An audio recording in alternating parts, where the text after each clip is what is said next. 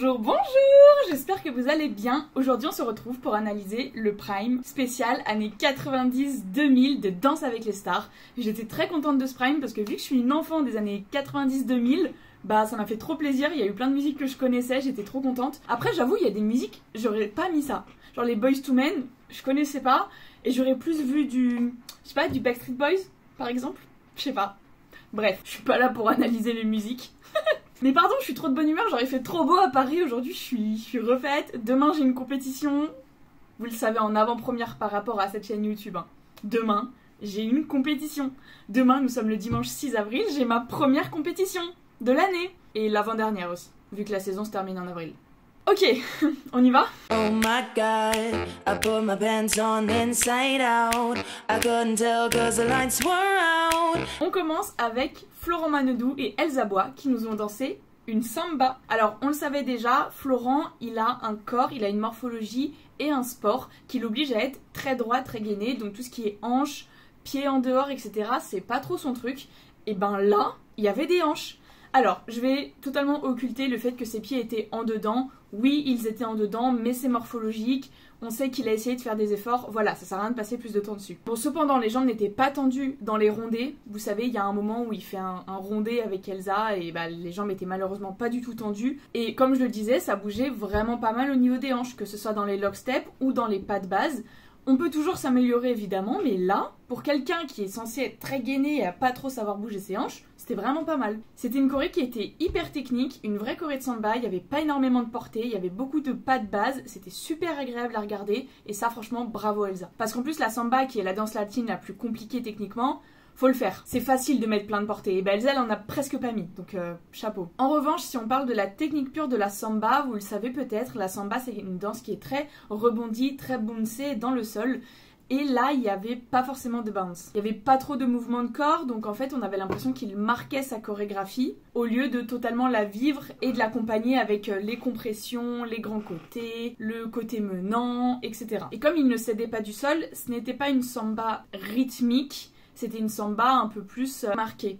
Alors, quand je dis pas rythmique, il était en rythme, il était en musique, et ça c'est bien, et on voyait les différents rythmes de la samba. C'est juste qu'avec la force qu'il a et la puissance du sol qu'il aurait pu prendre comme il l'a déjà fait en passo, il aurait pu marquer encore plus les rythmiques. Après, c'était vraiment pas mal dans la globalité. Il y avait différentes expressions du visage, il a essayé de, comme je le disais, de marquer les rythmiques. Il y a eu quelques hanches. En note artistique, je lui ai mis 8 et en note technique, je lui ai mis 7. Parce que j'avais pas toute la technique de la samba, mais il y avait quand même un essai. Il y avait une volonté d'essayer. Et bon, ses pieds en dedans n'aident pas évidemment, mais les juges ont trouvé qu'il avait encore mieux utilisé son guidage, qu'il s'était appliqué, qu'il avait bien travaillé et qu'il avait pris du plaisir et que ça se voyait. Et en fait, la samba, c'est aussi pour ça que j'ai mis la note artistique de 8, c'est que c'est une danse hyper festive, hyper good mood, joyeuse. Et si tu ne t'amuses pas pendant ta samba, bah ça sert à rien de danser quoi, c'est vraiment... Et le fait de s'amuser, ça apporte du flow, ça apporte de l'assurance, et du coup bah forcément ça donne tout de suite beaucoup plus envie de regarder la danse. Il a eu 3 9 et un 8 pour un total de 35. Et on passe tout de suite à Adil Rami et Anna Rira qui nous ont dansé une valse. Alors j'ai trouvé qu'Adil avait un très beau cadre, mais un cadre un peu bas. Donc c'est pas que son cadre se baissait et remontait au fur et à mesure, c'est juste que son joli cadre était un peu bas. Peut-être pour s'adapter à Anna qui est un peu plus petite que lui, mais dans ce cas-là, on va chercher plutôt à s'adapter dans les jambes plutôt que dans le cadre, puisqu'on cherche vraiment à avoir le cadre le plus droit possible. J'ai trouvé qu'il avait de très belles lignes de bras et de mains dans les poses, vraiment, à plusieurs reprises, il nous a fait des poses. Il avait le bras vraiment qui partait et il l'avait pointé. Les bras étaient placés, les jambes étaient placées, les mains étaient placées. Il était super expressif, mais ça faut... Moi j'adore. Il me fait le show à chaque fois, mais j'adore ça. Il se tenait bien, il avait la tête qui baissait un petit peu par moment, encore une fois pour regarder Anna, je pense. Mais on va venir regarder avec les yeux et pas avec la tête. Après sinon, c'était très joli, c'était smooth, c'était très élégant, c'était une jolie valse. C'est pour ça qu'en note artistique, je lui ai mis 9. En technique, alors vous allez dire que je mets beaucoup de 7, mais je lui ai mis la note de 7. Parce que ça manquait d'élévation, ça manquait de vraiment pousser dans le sol, etc. S'il y avait eu ça, j'aurais pu mettre un 8 ou un 9 en technique. Ça lui donne quand même une moyenne de 8, ce qui est pas mal. Les juges l'ont trouvé émotionnel, expressif, il y avait de la sensibilité, de la douceur, et c'est pour ça que je n'ai pas mis une meilleure note en technique. Chris trouve qu'il dansait trop petit, un peu trop sur Anna. Oui, il a pris l'espace dans la piste, mais parce que la choré le voulait. Mais en fait, on veut vraiment qu'il pousse plus dans le sol pour allonger ses jambes et faire de plus grands pas. Avec ses notes de 8, 9, 9 et 10, ça lui donne un total de 36. Ça le place donc en première position. Et on enchaîne avec la troisième danse de la soirée qui a été exécutée par Mayan et Christophe. Ils nous ont également dansé une samba. Alors j'ai trouvé que cette semaine, malheureusement, ce n'était vraiment pas la meilleure danse de Mayan. Elle avait de très belles positions statiques, elle avait de belles jambes, de belles lignes, toujours des expressions magnifiques, elle nous a vraiment emmenés dans sa samba avec elle, on était vraiment dans le mood très festif, joyeux de la samba, et je le rappelle, c'est ça qu'on veut. Elle nous a emmenés avec elle, mais malheureusement, la technique, ça a pêché un petit peu cette semaine. Ça sautillait, elle cédait pas vraiment du sol, donc les jambes n'étaient pas tendues ou fléchies, elles étaient même pas déverrouillées. Et j'ai trouvé, malheureusement, elle qui a toujours de très belles finitions de main, que là, ça n'était pas au rendez-vous. Il y a plusieurs fois où Christophe la lance d'un côté et la lance de l'autre, et où elle finit en position... Et ses mains étaient un peu écartées, on sait pas trop ce qu'elle faisait, alors que vraiment, qu'elle est en l'air, boum, et ta main, elle est posée. Et elle le fait d'habitude. C'est pour ça que là, j'ai pas trop compris. Peut-être que c'est la rapidité de la musique et de la danse qui font que... mais c'est dommage. En revanche, c'était une chorégraphie avec des vrais pas de samba. Elle était très difficile, faut le souligner parce que ça rajoute de la difficulté. Il y avait la bonne énergie de samba, ça c'est sûr, mais pas assez d'assembler des pieds, pas assez de hanches. Elle courait un petit peu après sa chorégraphie. Comme elle ne cédait pas du sol, elle ne faisait pas le bounce et donc elle donnait l'impression de vraiment tout le temps être en retard alors qu'elle était en musique. Voilà. C'est pour ça que je lui ai mis la note technique de 6. En revanche, note artistique 9 parce que vraiment... j'ai adoré le mood qu'elle a amené sur le parquet. Les juges, ils ont été assez d'accord avec mes commentaires, dans le sens où il n'y avait pas beaucoup de technique, qu'elle courait après ses pas et qu'elle ne faisait pas les différents rythmes de la samba comme a pu le faire Florent. Ils lui ont demandé de vraiment retrouver la Mayan de ces dernières semaines, donc avec sa capacité de concentration, ses yeux qui se baladent moins, parce que là ses yeux se baladaient de nouveau à droite à gauche. Et ils lui ont aussi fait remarquer que ses pieds quittaient un petit peu trop le sol, alors qu'en samba vraiment, comme en rumba ou en cha-cha, dans les autres danses, ça ne quitte pas le sol. Chris lui a attribué la note de 5. C'est un peu bas, mais d'accord. Et les autres, des notes de 7. Ça lui fait un total de 26, et pour le moment, c'est Mayan qui va se placer dans la chaise rouge. On enchaîne tout de suite avec Claude Dartois et Katrina Patchett qui nous ont dansé un cha-cha-cha. Alors, je tiens à préciser qu'il y avait de très beaux switches de pieds dans le check. Pour vous montrer à quoi ça ressemble des bons switches de pieds, j'ai descendu la caméra et je vais vous montrer en pied ce que ça donne pour que vous puissiez vraiment voir mes pieds, mes genoux, mes hanches, etc. On va remonter le pantalon. Je passe de la position face à mon partenaire à ma position face public. Donc mon pied switch vraiment, celui-là. Et une fois que j'ai switché, j'avance en dehors. Donc je suis vraiment en dehors, je suis pas à l'intérieur, ni encore pire comme ça. Ça, c'est interdit. Interdit. Donc Claude, il avait vraiment ça. Et vous voyez, je suis en dehors dans les deux. En revanche, il n'y avait pas trop d'utilisation du sol. Claude était très léger, on avait l'impression qu'il flottait sur le sol. On veut ça en foxtrot, pas en cha-cha. Et oh my god, les expressions faciales, alléluia! Il jouait beaucoup. Le cha-cha, c'est un peu comme la samba, c'est très festif, très joyeux, il faut tout donner, c'est un peu le début de la drague avec la partenaire. Il faut y aller. Et là, il jouait, il y allait, mon Dieu, j'étais tellement contente. Oh, alléluia, enfin. En revanche, pour revenir sur le côté un petit peu plus technique, il n'y avait pas trop de hanches dans les locksteps. Comme il était très léger et qu'il ne cédait pas du sol, il n'était pas ancré, bah du coup ça sautillait un petit peu. Ça faisait un peu cha-cha-cha, cha-cha-cha. Alors qu'on cherche vraiment à avoir cha-cha-cha. Vraiment cette hanche qui part derrière, qui s'ouvre. Et hop, on cède du sol pour se repousser. En fait, dans la globalité, c'était pas trop mal, c'était un bon cha-cha, mais il manque de mobilité, de délié, c'était un peu tout d'un bloc, comme souvent quand on fait ses premières danses latines, parce que si je ne dis pas de bêtises, c'est sa première, peut-être sa deuxième, enfin en tout cas vraiment, il en a pas fait beaucoup. Et c'était surtout une choré difficile, faut le préciser. C'est pour toutes ces raisons que j'ai mis la note artistique de 8, la note technique de 7. Oh là là, mais vous allez me tuer. En plus, j'ai reçu ce commentaire comme quoi mes notes étaient beaucoup 6, 7, beaucoup de 7. Mais en fait, pour moi, 7, c'est la note parfaite quand t'es bon, que tu progresses, mais qu'il manque encore 2-3 détails pour passer au 8, voire au 9. Me tapez pas dessus, je fais des efforts. J'ai été un peu moins dure cette semaine. J'ai essayé d'être un peu moins dure. Les juges l'ont trouvé plus précis, plus expressif évidemment, mais qu'il n'y avait malheureusement pas de hanche et pas l'énergie du sol. Qu'il était tout d'un bloc et qu'il devait surtout travailler ses transitions entre les pas pour pas attendre, pour pas être un peu dans le vague, pour pas ne pas savoir quoi faire, etc. Il faut aussi clarifier les moments solo pour être sûr que les bras sont bien placés, que les mouvements sont correctement exécutés en musique et ne pas trop en faire. Parce qu'on a tendance, quand on est seul, quand on a un peu peur d'être seul, à en faire beaucoup pour cacher le fait qu'on n'est pas à l'aise. Alors qu'en fait, less is more. Et ça, mais dans toutes les danses. Hein.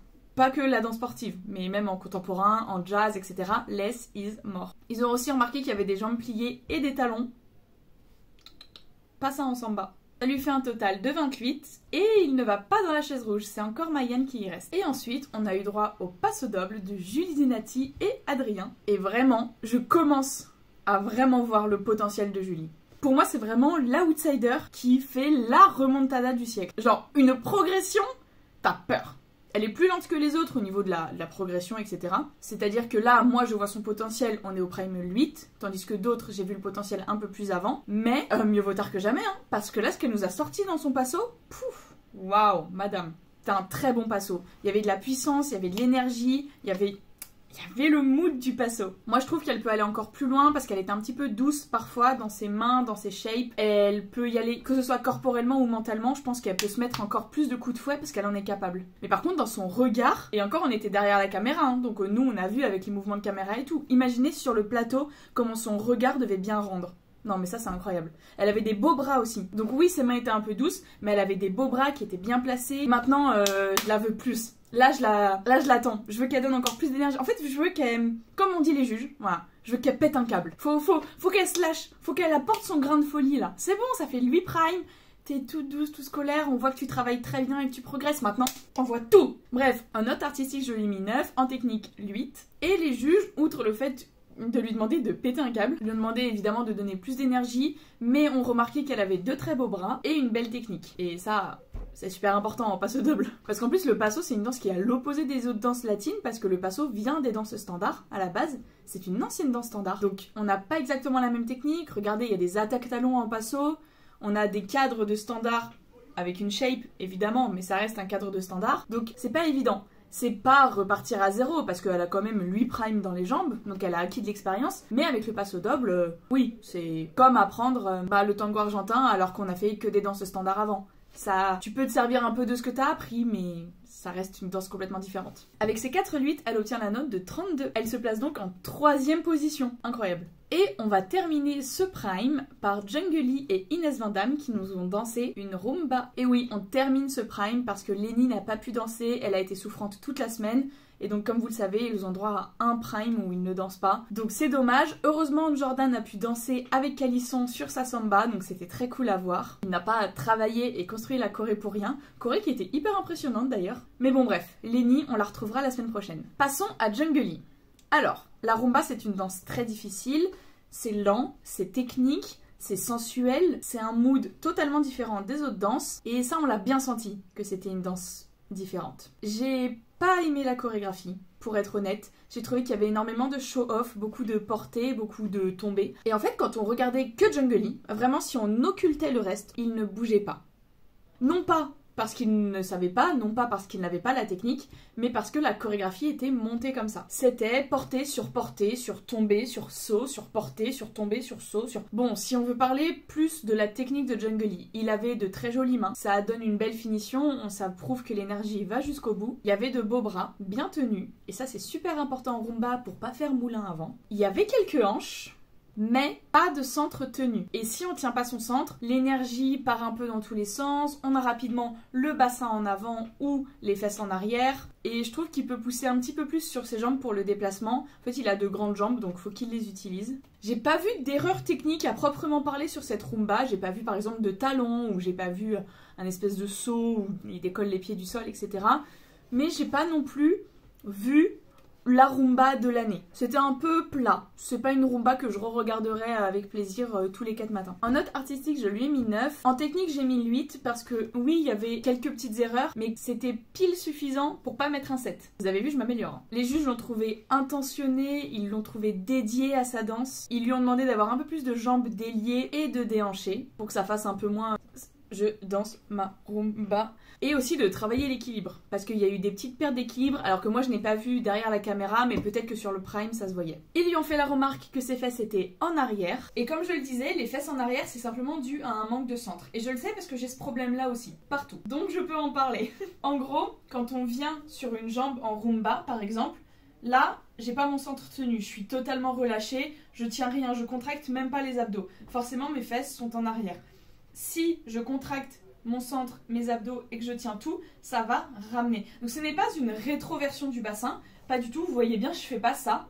Mon buste ne se met pas en arrière, mais je vais chercher à ramener ces deux endroits, donc mon centre du bas et mon centre du haut, entre eux, pour rester bien droite, et ramener ma hanche vraiment devant. Ce qui va lui permettre par la suite de pouvoir faire un mouvement de pendulum. Donc c'est cette action-là de vraiment venir chercher devant avant d'aller sur le côté et pas juste côté. Et ils lui ont aussi trouvé malheureusement, mais ça peut se comprendre, un certain manque d'assurance dans cette danse. La rumba, comme je le disais, c'est très intime, c'est la danse de l'amour, c'est délicat. Et je pense que Jungle Lee, non seulement au vu de son jeune âge, de son expérience dans la danse, mais aussi de sa timidité naturelle, on va dire, c'était pas sa danse quoi. Et apparemment, il y a eu quelques petits problèmes de rythme, alors que moi je n'ai pas vu, mais je préfère laisser les juges juger. Il a eu 2 7 et 2 8 et ça lui donne un total de 30. J'avoue, j'étais un peu étonnée, c'était pas lui le top du classement. Pour une fois, il n'était pas top 1 ou top 2. Du coup, ça nous donne ceci comme classement final. J'avoue, le fait que Lini n'ait pas dansé, ça a un peu chamboulé le classement. Par exemple, ça a permis à Adil d'être premier, Florent deuxième et Julie troisième. Mais franchement, moi j'adore. Genre, chamboulé, mais chamboulez-moi ça. Donc comme vous l'avez deviné, comme Mayan est dernière avec 26 points, c'est elle qui va d'office au face-à-face. Et le public a décidé de voter pour que Claude la rejoigne au face-à-face. Et le face-à-face, pour une fois, c'était pas une danse latine, c'était un tango. C'est Claude qui a commencé et c'était pas le tango de l'année. Après je comprends, le face-à-face c'est une chorégraphie qu'on travaille un petit peu moins, c'est normal, faut quand même se concentrer sur sa choré principale. Il y avait un beau cadre, ça, il est fidèle à lui-même, c'est très cool. Mais il y avait un certain manque de dynamisme, de staccato. Et les pieds n'étaient pas pointés dans les kicks. Alors on fait pas beaucoup de kicks en tango, mais quand on en fait, il faut les pointer les pieds. En fait, de manière générale, ton pied se décolle du sol, c'est pour être pointé, c'est pas pour être flex, c'est pas beau les pieds flex. En contemporain, à la limite, parce que c'est le mood un petit peu qui veut ça, et encore c'est les contemporains un peu commerciaux à la Dals, qui veulent vraiment des pieds flex tout le temps, mais pas en tango. Ensuite c'est Mayan, et j'ai trouvé, comme pour sa samba, sa danse principale, qu'il y avait moins de finition que d'habitude, j'étais encore un petit peu déçue, et c'était pas une vraie chorégraphie de tango. Il y avait quelques kicks, un peu comme Claude, mais c'est tout.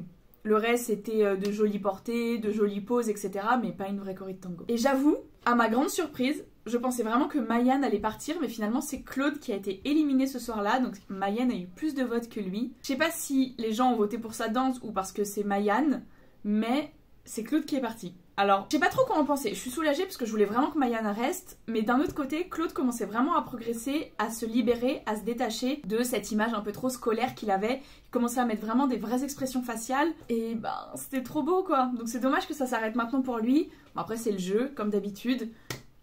Mais bon voilà. Je vous remercie d'avoir regardé cette vidéo. On se retrouve mercredi sur la chaîne Twitch de Chloé pour débriefer ce live. Et surtout on se retrouve très bientôt sur YouTube parce que je vais sortir, oui, le Prime 9 de Dals, mes analyses évidemment, mais surtout un vlog de ma première compétition en tant qu'avancée. Oui. Bref, suivez-moi sur les réseaux sociaux pour ne rien manquer, surtout dimanche, vu que je serai en compétition. Et samedi prochain aussi, d'ailleurs, le 12 avril, je serai également en compétition, donc ça va faire des stories. Et voilà, gros bisous. Merci d'avoir regardé la vidéo.